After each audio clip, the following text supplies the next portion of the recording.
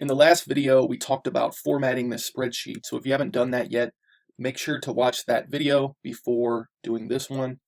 There are some specific things you need to do. So right now, we're going to actually upload this into Genius Messenger CRM, and we're adding these to the group member label name. So if you remember from the last video, you can see here there were 13 currently in there. Some of these might be existing people already on the sheet, but we should see this number get updated. So I'm going to go ahead and show you where to go to update this. So this is the home screen. Again, we can see all our labels here. So the current count for group members is 13. So we're going to go ahead and go to settings. We're going to go to import export, and we're going to use import friends with label. So let me zoom in here for you. It's this one here, import friends with label.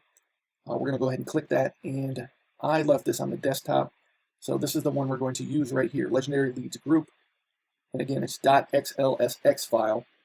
It's the file type you want to save, which is covered in the formatting video. So if you haven't done that, make sure to watch that.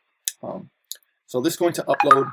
You can hear there is an audible noise once that is finished. So that is the basic process. Once that chime goes off, your upload is complete. So if you have any questions, feel free to reach out or join one of the community groups, whether for Genius Messenger CRM or Member Mover. We have community groups set up where you can jump in and add to the conversation.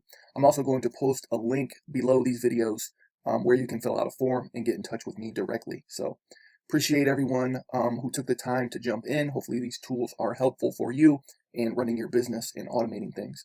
That being said, stay legendary, and we'll catch you on the next video.